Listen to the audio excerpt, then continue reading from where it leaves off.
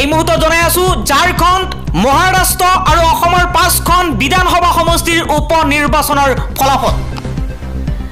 এই মুহূৰ্তত জনাই আছো ঝাৰখণ্ডৰ নিৰ্বাচনী ফলাফল ঝাৰখণ্ডত মুঠ 81খন বিধানসভা সমষ্টি আছে 81খন আসনৰ মেজিক নম্বৰ হৈছে 41 যোনটো দলে 41টা আসন লাভ কৰিব হেতু দলে সংখ্যা গৰিষ্ঠতাৰ সৈতে চৰকাৰ গঠন কৰিব ঝাৰখণ্ডত ইণ্ডিয়া এলায়েন্সে মেজিক নম্বৰ অতিক্ৰম কৰিছে 47টা আসনত অগ্ৰগতি লাভ কৰিছে আৰু এনডিএ বিজেপিয়ে মাত্ৰ 32টা আসনত অগ্ৰগতি লাভ কৰিছে বৰ্তমান ঝাৰখণ্ডত ভোট কাউন্টিং চলি আছে আৰু এতিয়া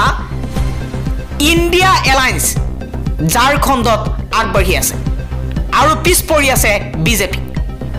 এতিয়া মই আপোনালোকক দেখুৱাইছো মহাৰাষ্ট্ৰৰ নিৰ্বাচনী ফলাফল মহাৰাষ্ট্ৰত 288খন আসন আছে তাৰ ভিতৰত মেজিক নম্বৰ হৈছে 145 কিন্তু মহাৰাষ্ট্ৰত বিজেপিৰ অগ্ৰগতি দেখিবলৈ পোৱা গৈছে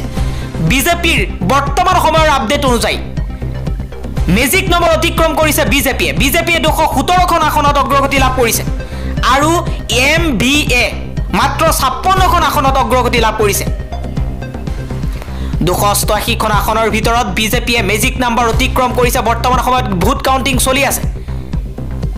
আৰু বৰ্তমান মহাৰাষ্ট্ৰত বিজেপি অগ্ৰগতি লাভ কৰিছে ঝাৰখণ্ডত বিজেপিয়ে 30খন জেএমএমএ 26খন আইএনসি কংগ্ৰেছে 15খন আৰজেডিয়ে 4খন চিপিআইএমএলএ 2খন এজেএছইউপিয়ে 1খন এলজেপিআৰভিয়ে 1খন আৰু অন্যান্য 2খন আসনত অগ্ৰগতি লাভ কৰিছে মহাৰাষ্ট্ৰত বিজেপিয়ে 124খন আসনত এছএইচএছে 56খন এনচিপিয়ে 38খন কংগ্ৰেছে 19খন এছইউভিটিয়ে 19খন এনচিপি এছপিয়ে 13খন আৰু অন্যান্য 20খন আসনত অগ্ৰগতি লাভ কৰিছে এতিয়া আহিছো অসমৰ 5খন বিধানসভা সমষ্টিৰ ফলাফলত অসমত প্ৰথম সমষ্টি অসমৰ 88 নম্বৰ সামগুৰি সমষ্টি সামগুৰিত কংগ্ৰেছৰ প্ৰাৰ্থী তানজিল হুছেইন আগবাঢ়ি আছে তানজিল হুছেইনে লাভ কৰিছে 21971টা ভোট আৰু বিজেপিৰ প্ৰাৰ্থী দীপ্ল ৰঞ্জন শৰ্মাই লাভ কৰিছে 18270টা ভোট তানজিল হুছেইনে 3701টা ভোটত অগ্ৰগতি লাভ কৰিছে 11 নম্বৰ ধলাই বিধানসভা সমষ্টিত অগ্ৰগতি লাভ কৰিছে বিজেপিৰ প্ৰাৰ্থী নিহাৰ ৰঞ্জন দাস তেওঁ লাভ কৰিছে মুঠ 27403টা ভোট আৰু কংগ্ৰেছৰ প্ৰাৰ্থী ধ্ৰুৱজ্যোতি পুৰুকায়স্থই লাভ কৰিছে 16698টা ভোট কংগ্ৰেছৰ প্ৰাৰ্থীতকৈ বিজেপিৰ প্ৰাৰ্থীয়ে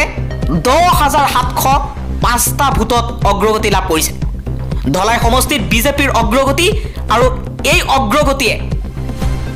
উৎফুল্লিত কৰিছে বিজেপিৰ মহলক এতিয়া আপোনালোকক জনাই আছো 31 নম্বৰ সিডলি বিধানসভা সমষ্টিৰ উপ নিৰ্বাচনৰ ফলাফল এতিয়ালৈকে ভোট কাউন্টিং চলি আছে আৰু ইউপিপিএলৰ প্ৰাৰ্থী নিৰ্মল কুমাৰ ব্ৰহ্ময়ে লাভ কৰিছে 57744টা ভোট আৰু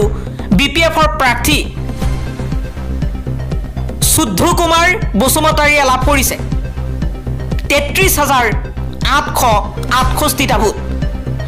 বিপিএফৰ প্ৰাৰ্থীতকৈ ইউপিপিএলৰ প্ৰাৰ্থী 23876টা ভোটত অগ্ৰগতি লাভ কৰিছে সিডলি বিধানসভা সমষ্টিৰ উপ নিৰ্বাচনৰ ফলাফল আৰু কংগ্ৰেছৰ প্ৰাৰ্থী সিডলিত লাভ কৰিছে মাত্ৰ 3775টা ভোট 32 নম্বৰ বঙাইগাঁও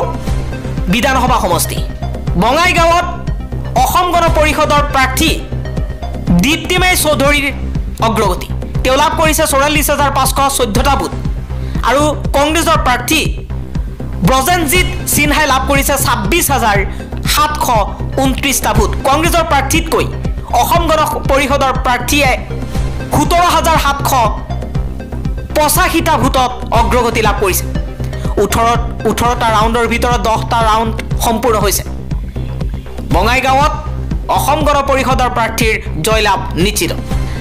এতিয়া আহিছো ৭৭ নম্বৰ বিহালী সমষ্টিলৈ বিহালীটো বিজেপিৰ অগ্ৰগতি বিজেপিৰ প্ৰাৰ্থী দিগন্ত ঘাটোৱালে লাভ কৰিছে ৪৭,৬89টা ভোট আৰু কংগ্ৰেছৰ প্ৰাৰ্থী জয়ন্ত বৰাই লাভ কৰিছে ৩৯,১৯০টা ভোট কংগ্ৰেছৰ প্ৰাৰ্থী জয়ন্ত বৰাতকৈ বিজেপিৰ প্ৰাৰ্থী দিগন্ত ঘাটোৱাল ৮,৪৯৯টা ভোটত অগ্ৰগতি লাভ কৰিছে বিহালীত ১৩টা ৰাউণ্ডত ১৩টা ৰাউণ্ড হ'ব আৰু ১৩টাৰ ১২টা ৰাউণ্ড সম্পূৰ্ণ হৈছে বিহালীটো কংগ্ৰেছৰ পৰিৱৰ্তে বিজেপিৰ জয়লাভ নিশ্চিত কাৰণ আৰু এটা ৰাউণ্ড আছে ৮,৪৯৯টা ভোটৰ ব্যৱধানত অগ্ৰগতি লাভ কৰিছে বিহালী সমষ্টিত কংগ্ৰেছৰ বিজেপিৰ প্ৰাৰ্থী দিগন্ত ঘাটোৱাল